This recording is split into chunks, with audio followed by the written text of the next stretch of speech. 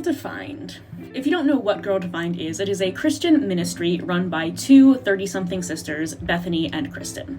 They have blogs, a YouTube channel, a podcast, a webinar, and 5 books, all centered around helping young women live for God rather than live in a fashion that the rest of the world tells them that they need to live in. Girl Defined began in 2014 when Kristen and Bethany were both in their mid-20s. And while their content isn't technically centered around the sisters' lives, they use a lot of their own experience, often very newly acquired experience, to advise the people watching on how to live their own lives. In the beginning of the ministry, Kristen had been married for 3 years and Bethany was single. And her being single stressed her out a lot, probably because she wanted to have sex. So in a lot of the early content, Bethany was telling viewers, like, you don't need a man to be complete. Like, please don't wait to start your life until you have a husband. Great messages overall. But all of that was thrown out the window when Bethany finally got married in 2018.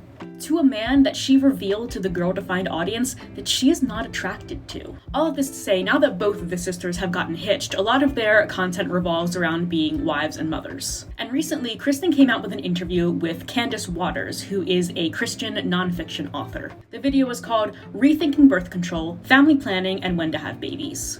Obviously, this topic caught my eye because the title isn't if to have babies, it's when. And now before I get into what really bothers me about the interview, these sisters are obviously very conservative Christian women. They have videos about modesty, anti-abortion, anti-LGBTQ, and one titled, Men Can't Menstruate, period. So obviously they use binary language in this interview and I may mirror them from time to time. Hey sisterhood, it is Kristen here, and I have been wanting to have this conversation. I cannot tell you for how long. I've been wanting to talk about these huge topics of birth control, family planning, when to have babies, why to have babies. Love it. Seriously, I think family planning is a great thing to do. Before you're married, after you're married, through your entire sexual relationship. And I actually think that in general, having people ask when and why they should be having kids is a good question to consider. Because it might help some people realize that when is never for them. But deciding not to have kids is not really an option in the Girl Defined universe. A cis woman must marry a cis man, and then they must procreate, probably exclusively in the missionary position. This is a conversation for every woman because we're women. We're made in God's image. A huge part of our female design is procreation, like even the ability to have babies. It's a very strange thing for Kristen specifically to say that all women are made in God's image to procreate, and that being able to have babies is simply part of being a woman. And it's strange for her to say this because Kristen is infertile. She's been pretty open about her struggles with fertility with her Girl Defined audience. And I think sharing your infertility struggles, if you are comfortable with that, is great. It makes people feel less alone. But if Kristen is infertile, and what makes a woman is the ability to produce children, what does that mean for Kristen? And in turn, what does that mean for her audience members who are also infertile and relate to her? Now, what Kristen decided her infertility meant is that her and her husband were meant to adopt. But like, what if what God really meant was you shouldn't have kids? We know that there's something about the way we're made that's designed for babies. Again, this Christian idea of woman equals working uterus, like even aside from it being like trans exclusionary, it's just so insulting. And now get ready for this next thing because it's a doozy. We're together, and Steve tells the story in the book of how he put up his best defense and his rational reasons why it wasn't responsible and we didn't have enough money in the bank. And Hugh just looked straight at him and said, Steve, budget for everything but babies. Babies are wealth. Wow. And Steve was really challenged by Hugh. Yeah, I'm with Steve. I too am challenged by the idea that when you're planning to have a baby, you shouldn't worry about the budgeting. Especially because Girl Defined is based in America. We know it's not free to birth a child, let alone raise one. How can you possibly go through a pregnancy and if you have the ability to save up money, refuse to save up money? And then there's the statement, babies are wealth. No. Babies are money pits. Cute money pits, but money pits. Unless your baby is the next Gerber baby, there is not going to be any monetary wealth brought in by your child. And maybe Hugh was speaking metaphorically. Like, babies are a wealth of unconditional love. But considering that he made the statement about budgeting immediately after that, I feel like Hugh was talking about like monetary wealth. It took us, I think it was about a 6-month process of trying. So you had a lot of unprotected sex for 6 months, got it. Yes, I still think it's super weird to tell most people that. Kristen then tells Candice that when she and her husband got married, when they were both in their early 20s, they were totally open to starting a family immediately and did not use any birth control. She adds, I remember us having this conversation about like, oh, we kind of hope God gives us a little bit of time so that we can just enjoy these early years of marriage, build this foundation kind of. Kristen, God made you infertile even though he also knew that you would want kids. That is an asshole move. Maybe don't let someone who pulls that kind of shit control your marriage. Candice then says that, God forbid, the invention of the pill specifically allows people to have sex with a much lower risk of procreation, and how that, of course, is wrong. It's one of the blessings. It's one of the reasons God gave us marriage, is to be fruitful and multiply. Again, isn't this super insulting to infertile people? Well, thought we're going to get married and we know that babies are part of that. We're probably going to have kids. And that was a good thing. No. Babies are not good for everyone. They're just not.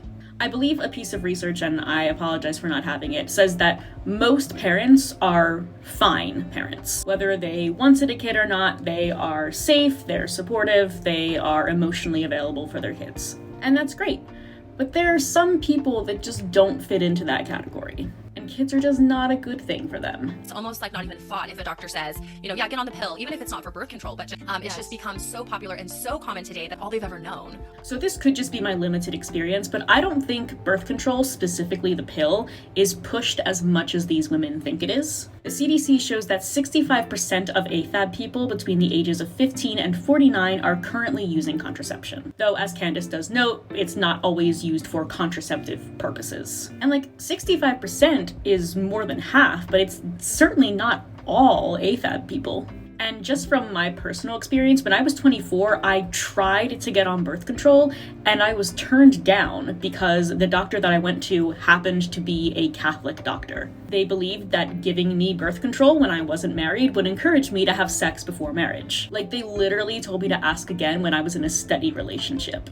And Candice saying that birth control is all young women have ever known is laughable. They act like if you have a uterus, you're just handed the pill on your first day of 10th grade. Christian OBGYNs are not immune to this way of thinking. The assumption is we're going to go right onto the pill and we'll get to the baby thing when we get there. There's a little talked about during the premarital counseling with a lot of pastors. Okay, so now it's just sounding like you're really bad at communicating with your doctor, and I was gonna say your therapist, but you know that they're not being counseled by actual qualified people. They're very specific in saying that the premarital counselor should be a pastor, because God forbid you get counseling from someone who actually knows what they're doing. But if your doctor just assumes that A, you want to be on birth control at all, and B, that birth control has to be the pill, you can say no.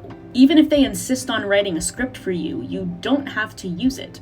Talk to your doctor, tell them that you and your partner are totally open to having kids right away. Or if you do want birth control but you don't want it to be the pill, talk to them about that also. An OBGYN's job is to make sure that your reproductive system is healthy. They can advise you what might be best for you, but if you don't want to take the pill, don't take the pill.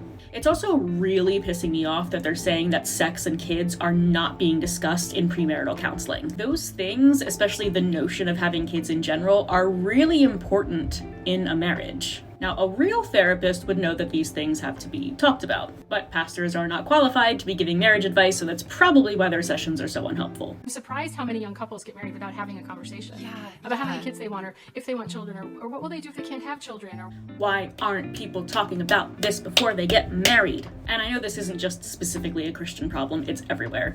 I think it's just harder for religious people to bring up kids and the thing that makes kids because it's so taboo. But everyone, you need to talk to your partner about whether or not you want kids before you get married. I'm about as qualified to give relationship advice as a pastor. Please discuss whether or not you want kids before you become legally joined to someone. Kids are not something that you can compromise on without one person being unhappy. You can't have half a kid. I've seen, kind of this recurring pattern of these women who are super intentional in a lot of other areas of their life, but then, we bring up the topic of kids. There's a disconnect where we're so intentional and playing women, but then the area of family and babies and growing in our understanding seems to be completely missing. Maybe that's because, like in the story at the beginning of this interview, when a couple, or one half of a couple, tries to be intentional, their fellow Christians shoot them down. They say, don't plan, let go, and let God. Don't budget for a baby. Babies are wealth. Like, there's so many mixed signals here. And maybe in the Christian world, it's because we don't feel like we're allowed or able to do anything. We're afraid we'll cross over into taking the initiative or being the leader. Look, I get it. This brand of Christian woman is very into traditional gender roles. The husband is the head of the household, makes all the decisions, blah, blah, blah. In general, if that works for you, go for it. But when it comes to reproduction, the AFAB partner has to take the lead and take the initiative, if only because it's their life and their health being risked. I think this is what's keeping Christian women from taking charge with their pastor and their OBGYN about kids and birth control.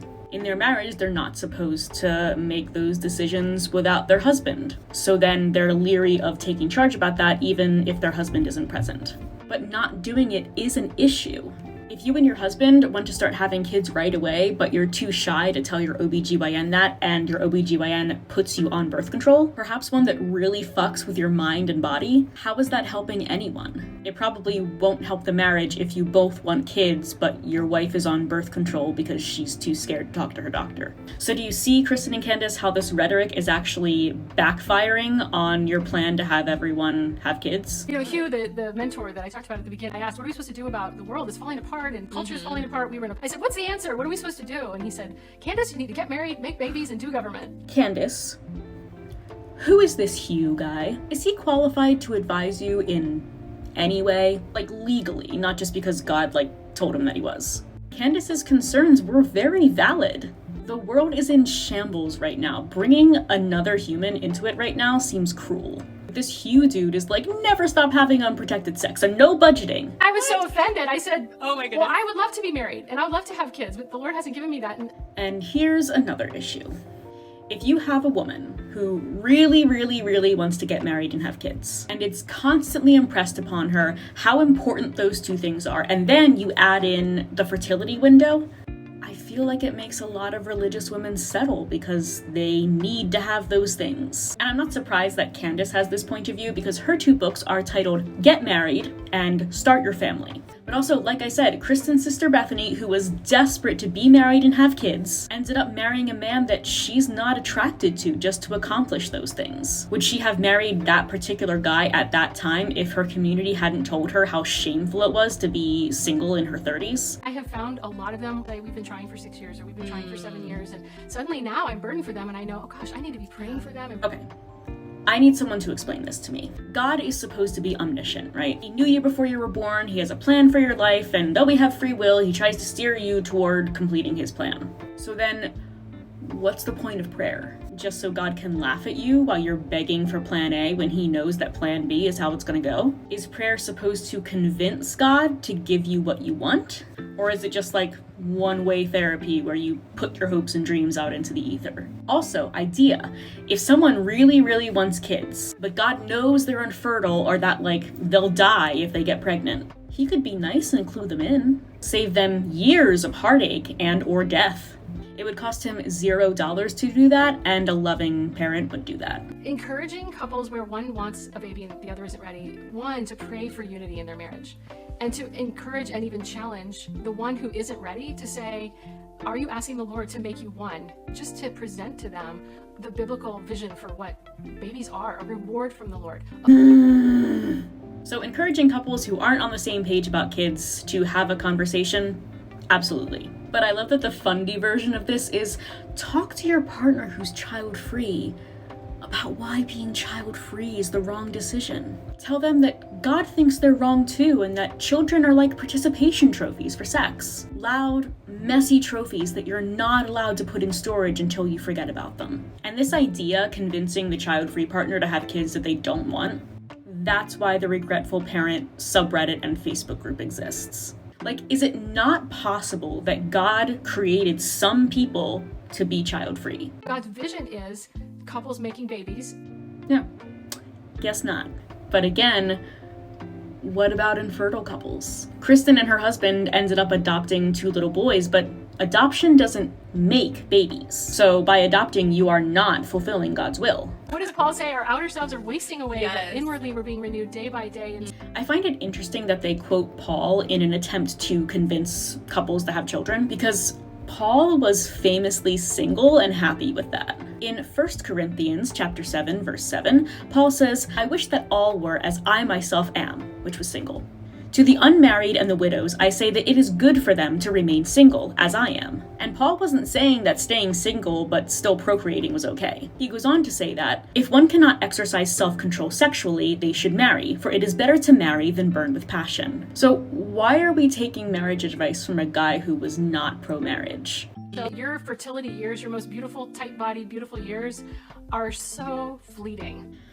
I have so much to say about this. Yes, there are child-free AFAB people who don't want to get pregnant or give birth because of the bodily changes that come along with those things. But I'd say that for the majority of child-free AFAB people, the bodily changes that they're scared of are not weight gain, saggy boobs. It's the actual injuries that can happen or the mental health effects. Child-free people aren't under the impression that if we don't have kids, like, our weight will never change or our skin will never lose its elasticity. I also find this discussion in general personally insulting because the last time that I had a tight body as far as society was concerned was when I was like 9 years old. Since I hit puberty, I've always had a BMI in the overweight category, and I never had perky boobs. So like, some of us have never had a tight body that we need to preserve, so that did not factor into our decision to be child-free at all. They also go on and say that the reason you don't have to save up money to have a baby is because biblical babies didn't need anything. Jesus could be born in a manger and Moses could be scooped out of a river in a basket. Like, why would a modern child need more than that?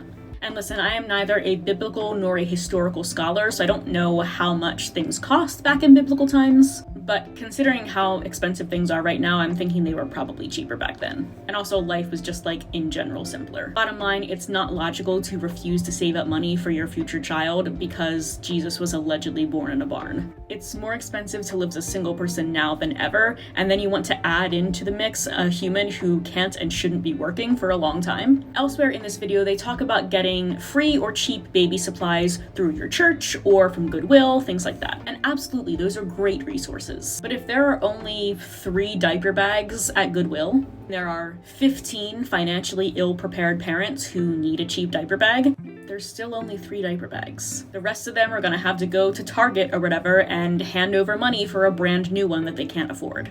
Trusting God sounds like a great idea until your child is crying because the shoes you just bought them are too small now, or because all you have for dinner again is rice. Told us from culture that we need to build our career first and then think about having babies sometime down the road. Yes, because it's fucking expensive to live without 2 incomes. In general, American culture at least can't seem to decide whether a birthing parent should stay home with their kid and record every single moment of their lives, or if they should not be lazy and go back to work. But whatever one people believe in that day, what remains steadfast is that modern living is very expensive. And each couple or parent has to decide if it's more feasible to pay for childcare or for one parent to give up their job and stay home. Either way, it's expensive. I didn't know any of this when I got married about just even the basics of my cycle and ovulation and, it's just like we're not told any of this until it's too late. I said this in a video the other day, but Google exists. If you want to know certain things about cycles or ovulation, Google it. Go get an anatomy book. There are literally tons of books about baby making, ovulations, and periods. And that's why when you go to your OBGYN, you need to talk to them about your reproductive system. Kristen can read all the books she wants about periods and how they relate to conception, but that means nothing if you're infertile. Like, these days, you don't have to wait to be told stuff. You can just, like, learn it. He made us procreative beings. He desire to be sexually expressive with the one you love is such a strong desire, and that's where babies come from. And so, how is Kristen not super offended by this conversation? She could have sex all day, every day, with someone that she loves, and a child will not be the result of that. Candice has said like 5 times in this interview that God created all AFAB bodies to produce children, even though the woman sitting right in front of Candice does not have a body that was designed like that.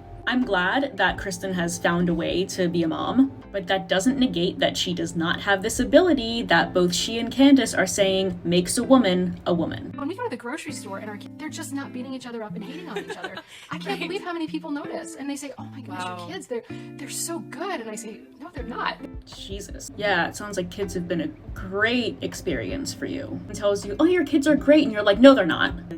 Joys? of motherhood? Well, wonderful, but are you saying I just need to have as many children as I can possibly crank out? Of like, I joke with my husband, I'm like, we've been trying since day one and we're gonna keep trying till I hit menopause because we're not gonna give up hope until the door is slammed shut. So yeah, that sounds like a healthy approach to one of the most heartbreaking things you can go through. Just keep ripping off that scab so the wound never fully heals. I think that there are non-invasive ways to barrier methods and things you can do for occasional, seasonal birth control. It's like, oh, but if I get pregnant and she's 6.5 weeks old, what would I do? Yeah. You know? I just love when the religious bend the rules to make them mean what they want them to mean. This Candice lady has been talking about honoring God's word and God's plan and having tons of babies, and God has a plan for your family and too many women are on birth control. There aren't enough babies being made to be disciples of Jesus. Let God take control. But if I don't feel like it's the right time, I'm gonna go on birth control. Do you trust God's plan or not? If God wants you to be pregnant when your new infant is 6.5 weeks old, who are you to use birth control to stop that? Candice then goes on to say that she is against all chemical forms of birth control because of the bad side effects that they can have. And that's a fair point. But she also says that all birth control keeps you from having a spiritual connection with your partner. It seems so exhausting to be religious. She also says that there's less intimacy when you're having sex with your partner if you know that that sex cannot produce a baby. She says that that's how she felt when she hit early menopause.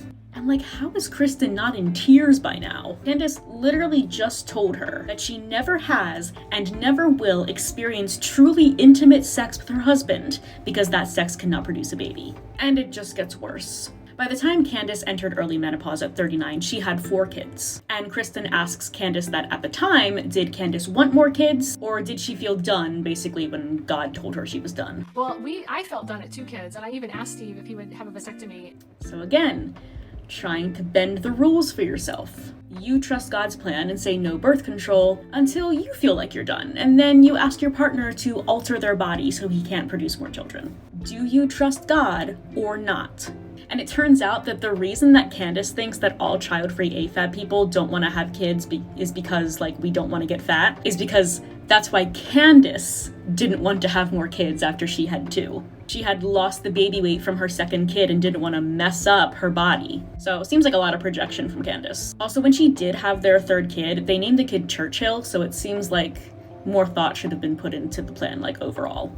In conclusion, there is just so much wrong with this interview. Honestly, even though I'm pretty anti-religion, if both of these ladies came out, they stated their beliefs and just stood strong in them, I'd be like, I don't agree, but at least you're consistent. But Kristen spends this entire video being told that she will never have true intimacy with her husband, and that her body isn't womanly because it doesn't produce children. And as usual, if something happens that you agree with, it's God's plan, no notes. But if it's something you don't like your husband saying that he doesn't think you're prepared to have kids, that is not God's plan. You should send him to a pastor cosplaying as a therapist to convince him that kids are the right thing. But also, like, if you think that you're done having kids, tell that same husband to get a vasectomy, even though it might not be God's will that you're done having kids. And I guess that's my overarching question for Candice and Kristen, and religious people in general.